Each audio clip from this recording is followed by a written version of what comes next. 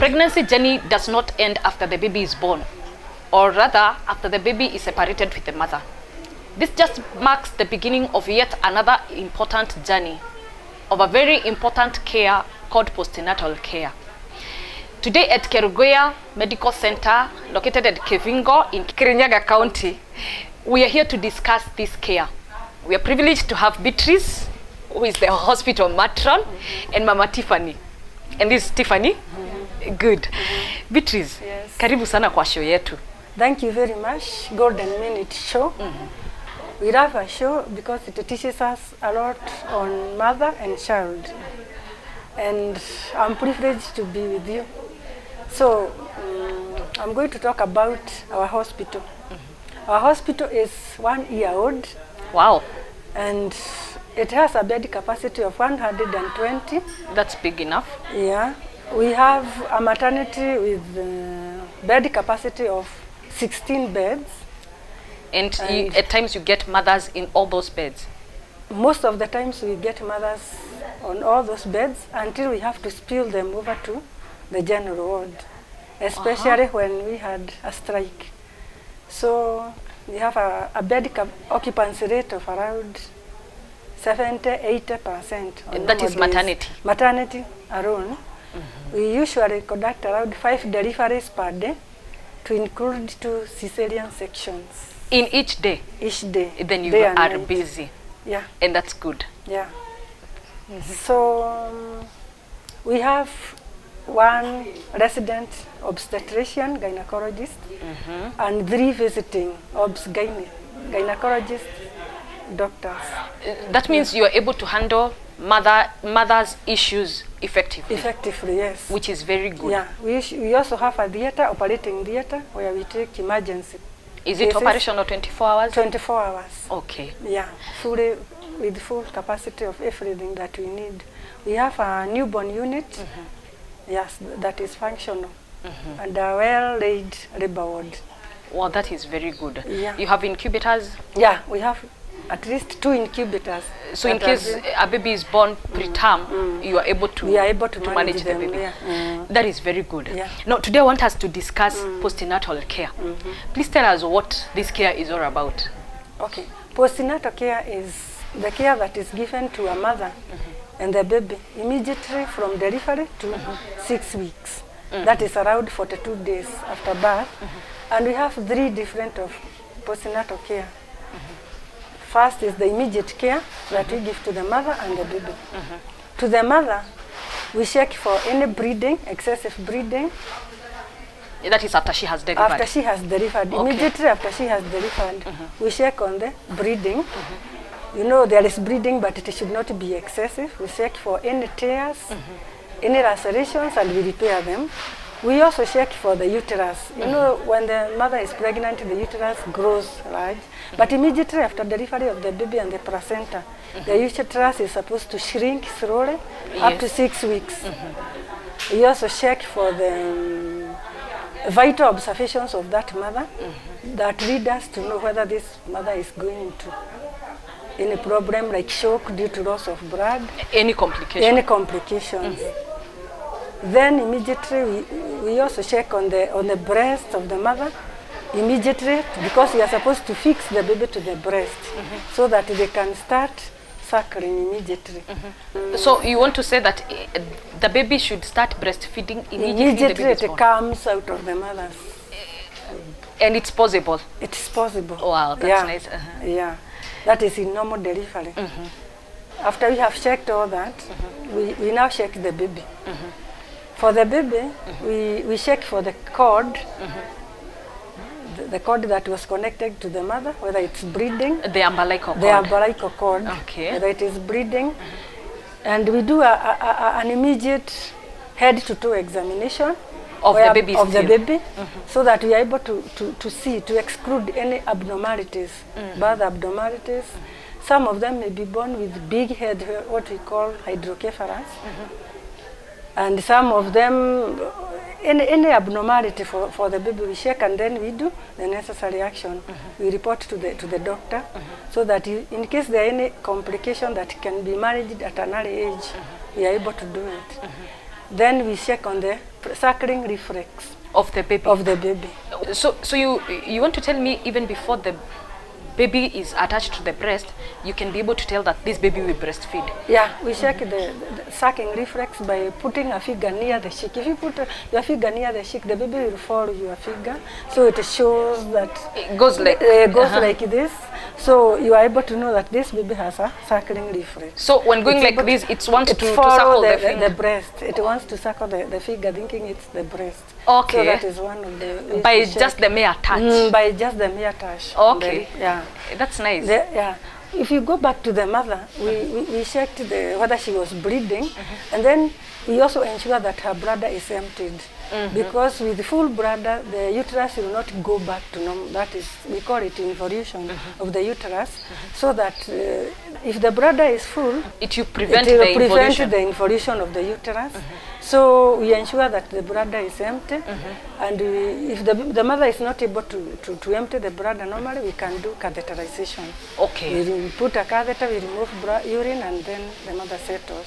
When we know that the mother is stable, we also do immediately after birth. We have already done the scoring of the baby to know that the baby is crying well, reflexes are okay, air entry is okay, breathing well, and the color. Then we also weigh the baby so that we know whether the baby is underweight, overweight, or normal weight. So the baby is supposed to be weighed immediately it's born, okay. So that we are able to monitor also the growth of that baby. Then we leave the mother comfortable, clean the mother. If there are any lacerations, any cut, we are able to suture them so that we prevent excessive bleeding, and then we leave the mother comfortable and the baby. When you talk about the cut and the lacerations and tears, it's along the birth canal. It's along the birth canal, which if they are left, they can cause a lot of bleeding. Remember, we have also checked whether there is any retained placenta. You know, these placentas, retained membranes, so that when they are left there, they can cause a lot of bleeding because they will prevent the involution of the uterus. Okay. After we are sure the mother is stable and the baby, then we keep them in a warm place, live comfortable. That is the immediate care. Okay. Yeah. That is very good.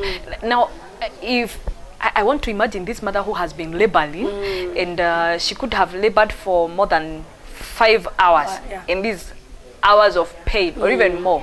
This mother has not even been able to feed, and then whenever there is loss of blood, there is loss of energy. This mother who has delivered normally, by normally I say she didn't go for cesarean section.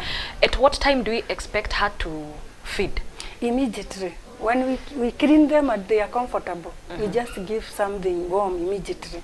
You can either give them, here we usually give them porridge, sometimes tea with a few slices of bread, or if it is time for lunch, lunch is served immediately. Because she just delivered normally. She did not go for cesarean section. So she's supposed to feed immediately, so that she gains energy to breastfeed the baby and to take care of the baby. Okay. That is immediate care. Sister, let me ask you, when we talk about postnatal care, is this care given to both the mothers who have delivered normally and the mothers who have delivered via cesarean section?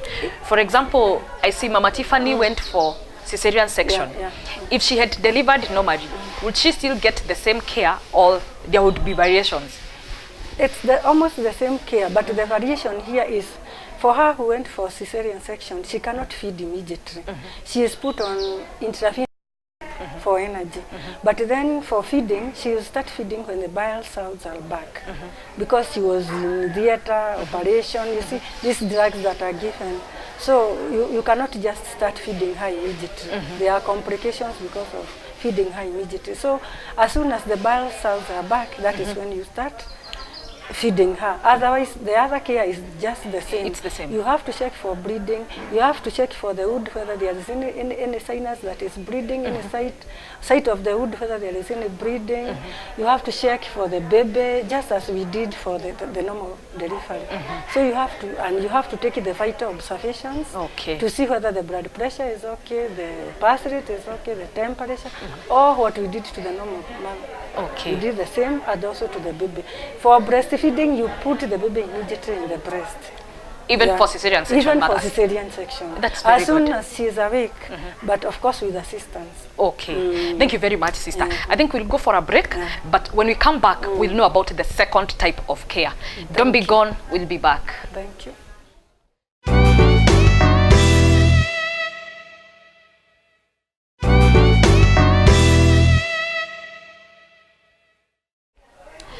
Welcome back to our show. If you've just joined us, we are talking about postnatal care and we are at Kerugoya Medical Hospital.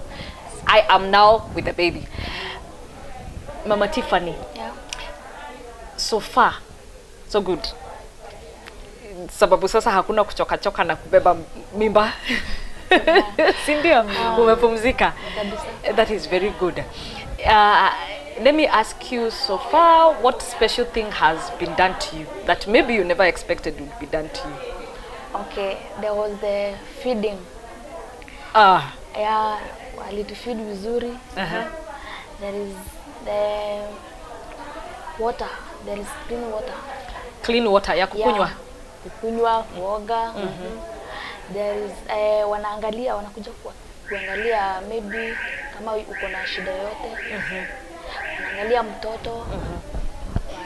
Mtoto wanaangalia nini?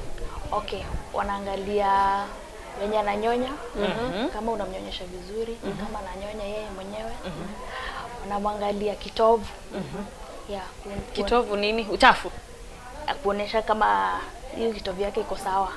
Kama bado anaendelea akipona. Na uchafu pia. Na uchafu, kuona kama unamosha vizuri, kumpanguza. Yeah. Na mambo ya kuchange pads wamekwambia? Pads sababu ya bleeding. Okay, yeah. Lakini huko tumii pads. Cotton wool iko. Yeah. But depending na kile mtu ana afford. Yeah. Okay. Na what about kupimwa? Temperature, pressure? Yeah, wanakuja regularly. Wanakuja maybe in the morning, lunch time, evening. Wanapima temperature. Yeah. So na blood pressure. Yeah. Kwa haya mambo yote umefanyiwa, would you say they are important? Very important. Sasa unaona kama ungekuwa umezalia nyumbani, unaona kama kungekuwa na utofauti sana? Ndio sasa kama mimi nilikuwa wa CS. Na it's also the first time unapata mtoto. So hii unaona ni ya maana sana. That is very good. Sister, I think now we can talk about the early care of the early postnatal care. Please tell us something about it. After immediate care, postnatal care, we go to early care. In early care, that is the care we give up to 24 hours. And this care for the baby, as we said before, we have to check for the sucking defects. We have to ensure that the baby is able to suck well and is getting enough to avoid dehydration. And we check we do a head-to-toe examination. We can be able to detect whether there is any signs of yellow in the eyes, which we of call the baby, which we call jaundice, so that we are able to intervene before it's too late. We also check on the, we said about breastfeeding, so that if the baby is not breastfeeding enough, they can get dehydrated. And on examination, we are able to assess whether this baby is getting enough. Then we check on the hygiene of the cord. And by making sure the cord is clean, we do cord swabbing, and we teach the mother on how to do cord swabbing at least 3 times a day. And then we are able to, we also check whether the baby is opening the bowels, passing urine or stool. So that is also very important. Very important. Okay. You know, some babies, few can be born with an imperforate anus. Okay. Yeah, and we are able to assess the simple things that we assume. Simple things that we assume. Okay. And also we check on the, as we are doing the quick head-to-toe examination, we are able to assess whether that baby has any abnormality, which could have been missed during the first check. Some of the babies could be born with legs that are not straight, and they are usually The club fits. The cramp fits, and they are usually corrected when they are still young. It is easier to correct them before the bones are grown enough. After we are sure that the baby is okay, we also ensure that the mother gets immunization for the baby. We tell the mother that before she goes home, because if it's a normal delivery, after 24 hours they can be discharged home. They can go home after 24 hours. Okay. Yeah. So if a mother delivers today, tomorrow, if she's comfortable, she can go home. Before she goes, we are able to know that the baby should be given immunization. So there's an immunization that is given immediately? Immediately. Which is this? This is BCG, the one that prevents TB. Okay. And also polio, the ones that prevent a baby from getting polio. And then we usually do notification to the baby before they go. What is this notification? Notification is a paper that we give to the mother that has details of the baby, how they were born, and later it will lead to the mother getting a birth certificate, which will help them in the future. Okay. You and me know that we have birth certificates. Yeah. So that is what we do to the baby before they go home, because at 24 hours post-delivery, they are able to go home if they are stable. For the mother, we also do head-to-toe examination before we allow them home. In that examination, you are able to see whether the eyes, on the eyes we can be able to see whether they are pale. And in pale, we mean maybe this mother did not bled a lot. Bled a lot when giving birth.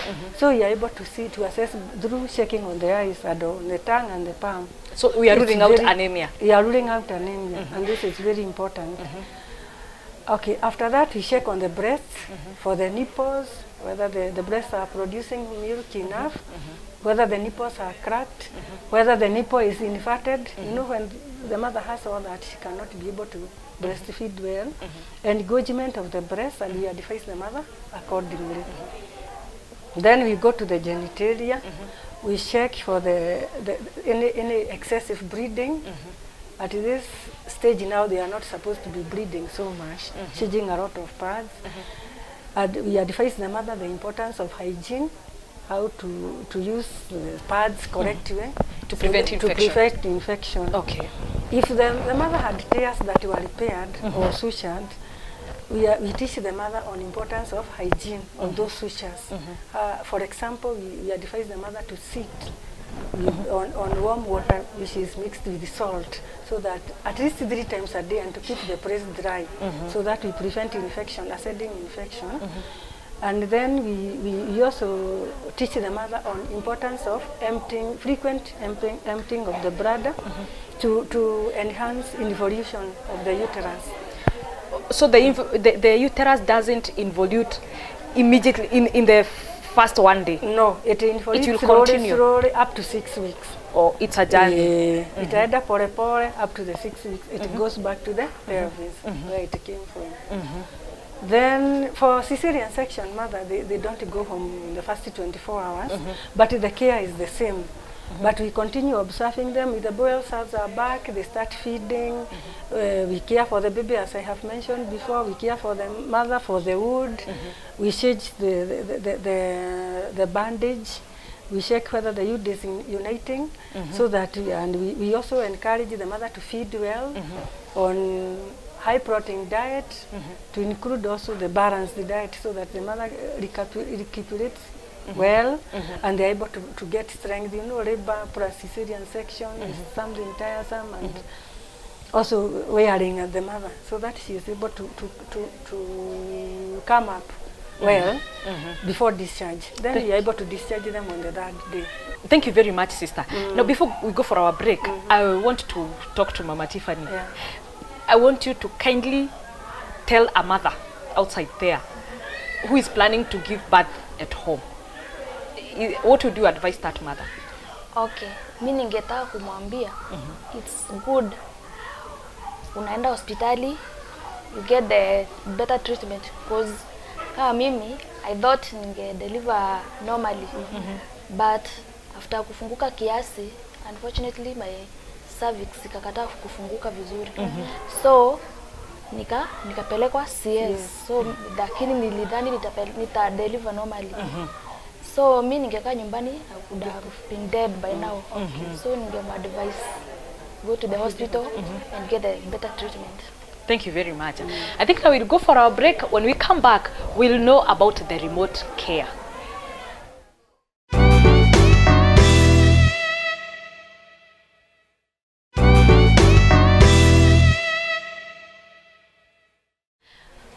Back to our discussion, postnatal care. Sister Beatrice, please tell us about the remote care, the remote postnatal care. Okay. Now, remote postnatal care is now this care that is given up to 6 weeks. And now we are preparing the mother and the baby to go home. And before they go home, this is for the normal delivery, so we go home after 24 hours. For C-section, they will go after 3 days. 3 days. So before the mother goes home, we like involving the spouse in this. Remember, we checked the baby, we saw the baby is okay, the mother is okay. Now it is more of advice on what to, and health talks on what the mother will go and the spouse to do at home for the care of this baby. So for the baby, we encourage them to continue breastfeeding, at least exclusive breastfeeding for the next 6 months. No water, no fruit, water, no food, nothing. no nothing, if it is possible. Mama Tiffany, unasikia? Hakuna kunyonyesha, kupea mtoto maji. Hata akihiccup. Breast milk has all the nutrients for this baby to grow. That is if the mother is feeding well.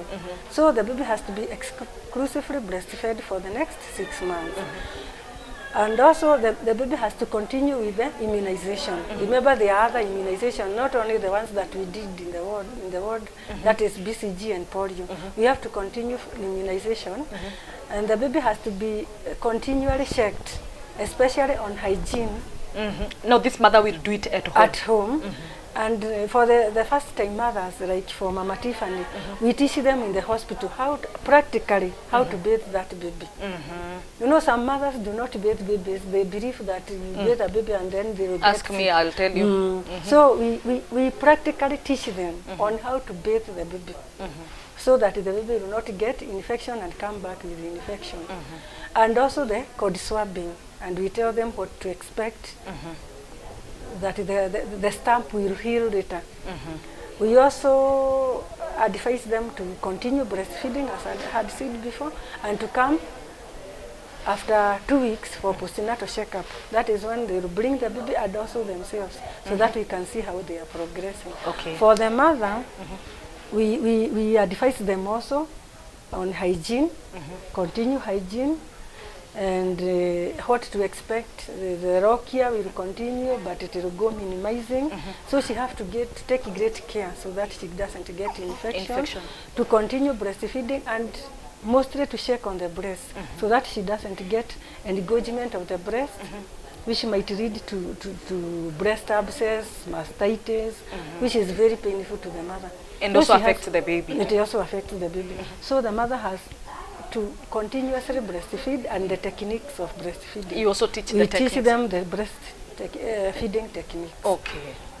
Then, if she had a cesarean section, care of the wound, the wound, we change the bandage as we go home, we remove the bandage, we paint the wound, and then we teach them on how to care for that wound until she comes back for review after 2 weeks. After 2 weeks. Is this mother ever advised about rest? Yeah. We usually advise them to rest as much as possible, so that they are able to gain health, and they are able to, you know, pregnancy and labor. It is very straining for the mother. So you have to get adequate rest, feeding properly, especially for the first mothers. Most of them do not want to feed properly. They don't want to lose shape. We advise them so that they are able to breastfeed. You know, the more you feed well, the more the baby gets enough nutrients from the breast milk. And then hygiene we have talked, and then in case they see anything abnormal, severe headache, edema of the lower ribs, they have to come to the hospital immediately. Then we talk to them about family planning, so that when they are coming for clinic at 2 weeks, they have informed choice on what No, your family planning immediately after she's just given birth. She's just given You birth start and family she's planning. going home. So we advise her so that back in her mind, as she goes home, she thinks, I don't need family planning so that I'm able to care for this baby until when I feel that they are big enough. So at the back of their mind, they should know that there is family planning, so that when they are coming for the second week, at least they'll ask you questions, which family planning is good for me. You mentioned this, what can you advise me? Then we can advise them accordingly. So, Okay, are you the one who decides the method the mother will take, or it's the mother who makes the choice? what we do is that we give them facts, and then they go and make informed choices. And when they come with their informed choice, we tell them, is this good? We advise them accordingly, according to the choice that they make. So now, at 2 weeks, when they come back, we check for the involution of the uterus, whether the uterus is still going back to its shrinking back. We check whether they are still bleeding much. We check for the feeding of the baby, health of the mother, hygiene of the mother, and also of the baby. Okay. And we continue to give them healthy talks, depending on what we see with them at that time. So, sister, I'll ask you about the last question. When a mother comes to deliver, there is the issue about the payment, the hospital bill. Okay. How do you go about it? Okay, you And know, maybe specifically in this hospital. in this hospital we have got different types of payments. We have NHIF, like for her she's using NHIF card. Okay. There is this NHIF for the employees and the ones that the government is continually teaching people on importance of paying NHIF rebates so that they help you. There is also this Rida Mama, which was brought by our good lady, the lady we love so much, Mama Margaret Kenyatta. We are really having so many patients that are really benefiting from Rida Mama. We just come with a card, written Rida Mama, and everything is catered for. That's nice. So we are really appreciating what the government is doing, because it is really helping these mothers. Out of that Rida Mama, we have seen a lot of mothers coming to deliver here. We also have other insurances like Britam, Jubilee, APA, all these insurances that are allowed. Which and is- we usually take them here. So there's no fear of a mother not coming to deliver here? No. Okay. Rarely you get a mother those who don't have any insurance, they come with that Rida Mama, that common lady from the village who is not employed and does not have any other insurance. At least they are benefiting from Rida Mama. And we are really appreciating, because we are getting all types of mothers. Before, you know, being a private hospital, you could rarely get somebody from the village coming to deliver here because the fee might be high. But now there is no fear. Rida Mama is covering everything, to include even cesarean section. So I would urge all those mothers that aren't there not to think of delivering at home. It's risky. Let them go to get the Rida Mama card, and they will be given free maternity services in a private hospital. Including the cesarean section? Including the cesarean section. Theatre fees, nursing, doctor's fees? Doctors, everything mentioned, even immunization as they walk out. Thank you very much. As you have heard from our discussion today, postnatal care is very important. Don't deliver at home. Please come to hospital. There's a lot to learn. From us here in Golden Minutes Show, for now it's bye. Until we meet again, I remain your show host, Anne B. Bye bye. Thank you.